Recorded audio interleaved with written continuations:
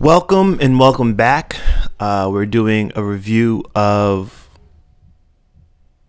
beautiful. Welcome and welcome back. I just stayed up all night binge watching Scarlet Witch, and I gotta tell you, it was just cool. Not even good. It was cool. So we start off with the cover page of the Germa story that's going on. We got Reiju, we got Judge on the roof, apparently letting out a heavy sigh. We got, I think, is that Ichiji? Because that's the number one on his shoulder. It's got to be Ichiji. I'm curious to see what's happening. It looks like there's been some damage to the wall. So, their kingdom looks like it's either taking fire because there's some smoke in the background, or it's just taking fire, and they're just chilling there. So honestly, it's kind of a cool look for the Germa. Can't complain there. Beiju. You gotta love Beiju. I gotta say though, Judge looks really weird in this. Actually, he looks like he might be bandaged up. For some reason, Judge looks like he might be injured. Anyway, we snap back to Wano, where we're continuing the Fire Festival. Obviously, since this is something that doesn't happen so often, the citizens of Wano are just living it up as they can. Obviously, little do they know what we all want to see is happening. Gotta say, right off the bat, before I even get into a review or maybe a live reaction, I'm not sure what I would call this. Tired. I'm just tired. But it was a good chapter. I appreciate seeing more Kaido versus Luffy. I think we've all been waiting for this since the start of Onigashima, since before Wano, since we knew about Kaido, and since Luffy made a declaration to take down both Kaido and Big Mom. We've been waiting for this. So we open back on their fight. We got Luffy tired from fighting Kaido. Immediately Kaido starts drinking, and Luffy's like, why are you drinking? And he's like, I'm having fun. And so my favorite part is that Luffy says, you better not use this as an excuse when you lose.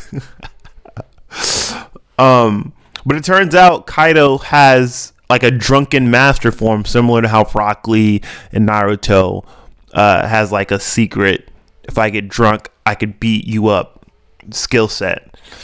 And from there, you can just tell that Kaido, from the facial expressions of the panels, from everything, Kaido is just having fun, which leads me to believe that perhaps after Wano, like many people suspect, Kaido may not be an enemy.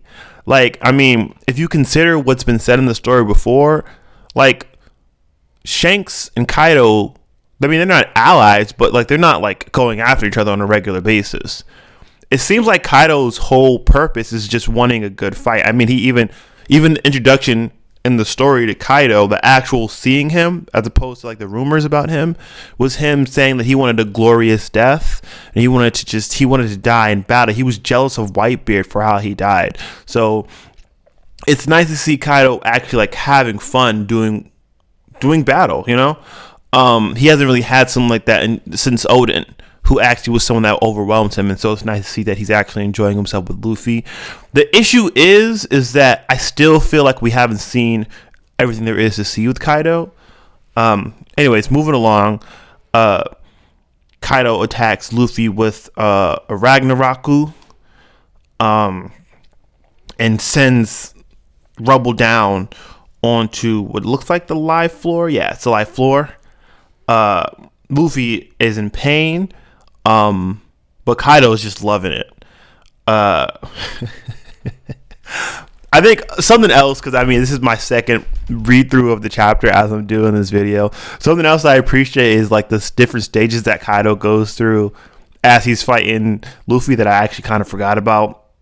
I love seeing him go from sad drunk to happy drunk to emotional angry drunk. It's great.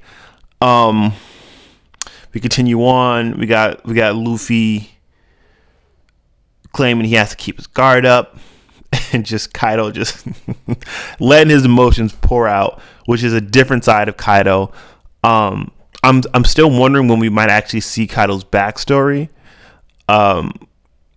You figure it's got to happen. It might happen like when he laments after the battle, but who's to say, really? He goes from what is it? He goes from sad drunk to crying drunk, which is great. The battle continues. We got a Thunder Boggle coming up, and we got a really cool dodge by Luffy. How he does like that backflip and kicks Kaido. At first, I thought that perhaps Kaido was bleeding from his mouth, but it turns out it was just his chin. So I really appreciate Oda giving us both perspectives. Seeing Luffy like do the flip and then kick him in the jaw, and then seeing Kaido's front view. It also highlights how much fun that Luffy's having, because like even in the midst of battle, he has that big grin on his face. He's like, "Take that, you drunk." But of course, Kaido, being the king of beasts, master of combat, he just grabs Luffy's foot with his tail and just tries to like fling him, I guess. I'm sorry, no, he doesn't try to fling him. He goes for a headbutt. And Luffy meets that headbutt with Conqueror's Haki. They both have that like that clash that doesn't actually meet, and I think it splits the heavens. Nope. It does not split the heavens. But the interesting thing is that Kaido does actually confirm that Luffy's Haki is getting stronger, which is something I think we all kind of knew was going to happen. He also claims to have been sobered up, but obviously not, because the very next panel says that he's entering the angry drunk phase. So I'm guessing him saying he's sobered up was actually him entering that phase and just having something to lash out about. And I think he's just excited about that. Or rather, he's drunk angry, saying, "Why'd you have to sober me up?" So he shoots the beam. And then we see, I guess you would call it a new attack from Luffy, because it is just kind of like his elephant Gatling gun. But it's actually called the Rock Gundari Gatling, which apparently translates into, what is it, Dragon Army, Prime Dragon Army? Rock Gundari Gatling Meteor Shower, I think that's what he calls it. Hold on, let me just double check. Make sure the bubbles are in the... Yeah. And the cool thing about this clash, to me, is the fact that, we all expected Luffy to get stronger and eventually to surpass Kaido, as he does with all his opponents. But the cool thing about this is that we haven't really seen like a dodge like how Kaido's doing. He's literally blocking Luffy's shots with his club, just shot for shot, which like is an attack. I feel like you can't discredit the fact that Kaido's incredibly fast. Like Luffy has to. Maybe it's because we know how Luffy's power works, how he like speeds up his heart to enter into gear second. Not his heart, his blood flow to enter into gear second and to be faster. And granted, he doesn't seem to be in gear second right now. He seems to just be in base. I'm guessing that because his skin doesn't look any different. You can't tell from black and white, but you don't see any smoke coming from him. And even so, Gatling is considered to be one of his faster attacks.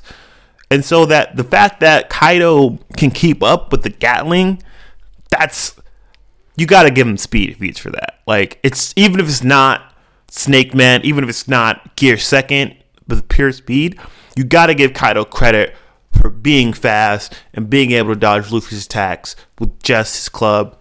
I don't even know if he's using Haki. He's probably using Haki. He's probably using Conqueror's Haki to block it.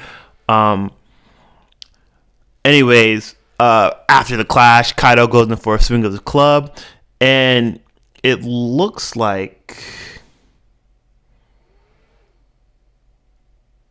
oh man, Luffy blocks it with one hand. Luffy just blocks it. Luffy just uses his hand and stops it, which is like, again, a testament to how strong Luffy's getting. Like, compared to the start of the arc and where he's at now, it's almost a totally different Luffy. Well, yeah, you gotta say it's a totally different Luffy, because Luffy got one-shotted at the very start of the Wano arc when he thought his crewmates were killed by that Boro breath that Kaido did. And I mean, now he's going toe to toe with Kaido with less problems than he did before. Because again, one shot by a Thunder Bagua. Although I guess the anime made it look like it was a more drawn out fight, which, I mean, that makes me look forward to this fight here, because clearly this is going to be a lengthy fight. I want to see these episodes animated to its full extent. But honestly, even the panels we have this week, you got to appreciate that. Luffy comes in after the block with a giant, I would say it's Schneider's 2 feet. Is it a whip? Maybe it's like a giant whip, you would call it, because it's a kick. That's not a hit. Straight to the chest, and one would think, no, yeah, this is a Gear second hit, and you can tell it's a Gear second hit because at this point there's steam coming out. But he's using Haki as Gear second, so I don't know. I can't think of the name right now. I'm not in a clear-headedness to think of what the name of the stamps are when he's in Gear second and he's using Haki. But blow to the chest, Kaido spits up blood, eyes whited out. Luffy has that like determined, like, I'm gonna clot them cheeks. He has that look like this is not you're not getting anywhere with this. And then we cut. And then we get to like the juiciest part of this entire chapter, which is the land of Mary Joa and the Gorosei, talking about how intense the reverie was and how that even isn't as important as what's happening now, and that the issue in Wano is way more important than anything that's happened, which leads one to believe that, well, I mean, if something earth-shattering happened, well, I mean, you can't really assume too much from just that. A lot of people think that Sabo died, and that's the big news, because we know something happened regarding Sabo. We know something happened regarding the Alabasta Kingdom. That's just confirmed when you saw the Alabasta citizens crying, and when you saw Dadan crying, and the whole world reacting. But to think that Sabo would have just got Ace's fruit and then died immediately, I mean, I wouldn't put it past Oda, but he also doesn't seem to kill characters so quickly. And like, what would be the point of bringing Sabo back just to kill him immediately? Like, it's got to be a little more climactic than that. Then again, I could see this being the motivator for why Luffy wants to head out against the Marines, because he'd be in a rage at that point. But at the same time, it also kind of like equalizes the threat, or like the hatred that Luffy would have towards Blackbeard, because now at that point the Marines, and actually it would actually surpass how he feels about Blackbeard, you would expect, because while you can be mad at Blackbeard for turning Ace into the Marines, ultimately the Marines killed Ace. Sengoku, what is not Sengoku, Akainu? Yeah, I can't think of stuff. Akainu killed Ace with his bare hands. So you gotta be mad at the Marines way more than Blackbeard. And that connects to a theory that I have about what's actually going to happen in the end game of One Piece. Which is that I actually don't think that Luffy and Blackbeard will be an intense fight like we think. Like, obviously it's going to be an epic battle, but I don't think it ends where one of them has to die. Like, with them being the enemies of like the world government, like the natural enemies of how order is, For some reason, I suspect that there could be a team up between Blackbeard and Luffy before the end of the series. And I know it sounds crazy because they are kind of like natural enemies, but at the same time, like, Blackbeard didn't kill Ace. Like, I get that he turned him into the Marines, but that was a means to an end. There's no real reason for Luffy to be against Blackbeard besides the fact that they're just like natural opposites personality wise. Other than that, like, other than the fact that Luffy just hates the ideals of Blackbeard, it doesn't mean that he can't like look past that to like move towards a more important goal. We've seen him actually walk past Blackbeard to get out of Impel Down. What's to say he doesn't team up with Blackbeard in the future to help him take down the world government, and then has that final clash? That's not like a decider of like life and death, although honestly when it comes to Blackbeard and him fighting, it would be life and death, but it wouldn't be Luffy to choose the death route, the killing route. But yeah, something in me is telling me that Luffy and Blackbeard might team up before the end of this series. And with the Gorosei potentially having, not the Gorosei, but the Mary Joa having something to do with Sabo, it might lay credence to that idea. Anyways, they're talking about Nico Robin and how they think the time to get her is now. I don't think they're going to be successful in that. That'll be just another repeat of Enies Lobby, which I don't think is the actual goal. And so we cut. They also talk about somebody dying unexpectedly. And it's only because of a war that involves Big Mom and Kaido, which, again, sort of like how Mr. Morge thinks that the raid is going to fail.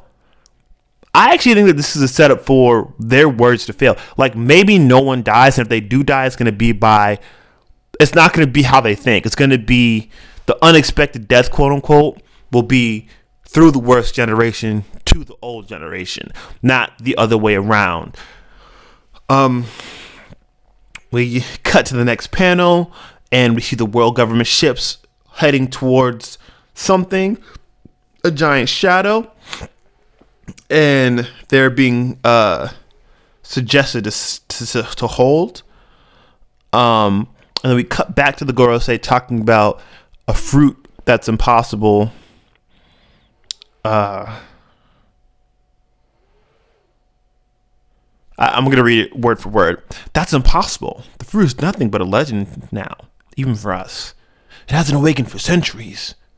How else do you explain the world government giving a specific devil fruit a unique name? They were hiding the fruit's true name from the annals of history. What does this mean? So here's the thing. They show Zunisha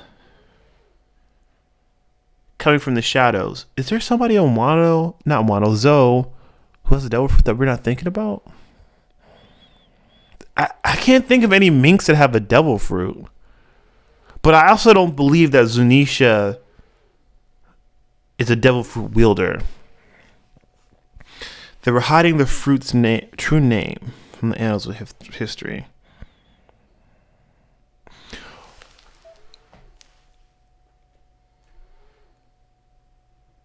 Oh,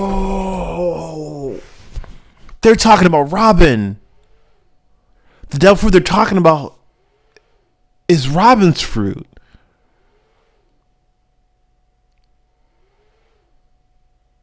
The Flor no Mi, it didn't make sense to me that it was called that. What's the true name of Robin's devil fruit? Because her fruit has nothing to do with flowers specifically. Granted, she can sprout limbs from other people, but why is that called flowering? That doesn't make sense. It's got another name. So the fruit that they're talking about isn't Law's fruit. It isn't about Zunisha at all. Zunisha happens to be, and even when you think about how the story went, it went from Zoe to Wano. Luffy diverted from that path to go to Whole Cake, but the pathing is actually Zoe, Wano. They're going to Wano for Nico Robin's fruit. They want to kill Nico Robin. And that actually, it links up with the idea of why they called her the Devil Child.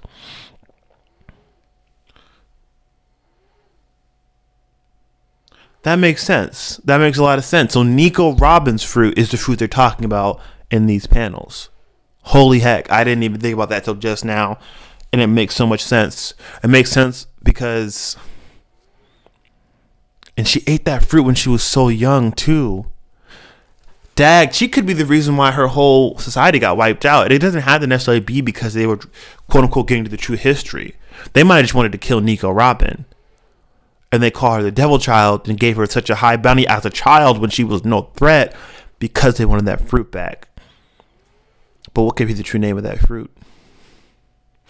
Anyways, that's all for me for now. I will be having another video released this week. I'm not sure exactly when. I'm thinking probably on Sunday. I have a theory video about, well, I guess you'll just see when I post it. Until next time, thank you for watching. Thank you for being here as the sun rose with me. And as always, stay fresh, people.